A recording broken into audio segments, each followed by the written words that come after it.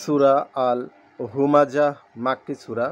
বিসমিল্লাহির রহমানির রহিম। ওয়াইলুল লিকুল্লি হুমাজাতিল লুমাজাত। ধ্বংস এমন প্রত্যেক ব্যক্তির জন্য যে সামনাসামনি লোকদের ধিক্কার দেয় এবং পেছনে নিন্দা করতে অভ্যস্ত। আল্লাযী জামাআ মালা ওয়াদ্দাদা। সে অর্থ জমায় এবং তা গুনে গুনে রাখে। ওয়াইল ইয়াহসাবু আন্না মালুহু আখলাদা। সে মনে করে তার অর্থ চিরকাল তার কাছে থাকবে। কাল্লা লা ইউনবারুন্না ফিল হুতমাত। কখনো নয়, তাকে তো চূর্ণ বিচূর্ণ জায়গায় ফেলে দেয়া হবে।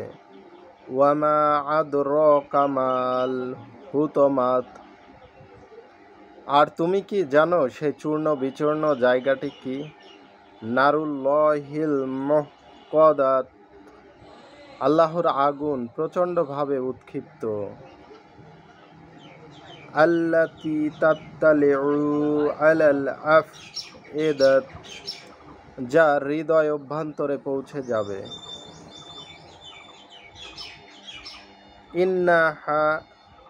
ইন্নাহা আলাইহিম মুহসাদাত। তা তাদের উপর ঢেকে দিয়ে বন্ধ করা হবে। ফি আমাদিম মুমাদ্দাদাত। এমন অবস্থায় যে তা উঁচু উঁচু থামে ঘেরাও থাকবে। প্রথম অর্থে দ্বিতীয় অর্থ এবং এও হতে পারে যে সে মনে করে তার ধন সম্পদ তাকে চিরঞ্জীব করে রাখবে। সে কখনো এ চিন্তাও করেনি যে এমন এক সময় আসবে তখন এসব কিছু ত্যাগ করে তাকে দুনিয়া থেকে শূন্য হাতে বিদায় নিতে হবে। 2 ফি হামাদিম মুমাদ্দাদা। এর কয়েকটি অর্থ হতে পারে। 1 জাহান্নামের দ্বার বন্ধ করে দিয়ে তার উপর উঁচু উঁচু স্তম্ভ প্রথিত করে দেয়া হবে। 2 অপরাধীগণকে উঁচু উঁচু স্তরের সাথে আবদ্ধ করা হবে।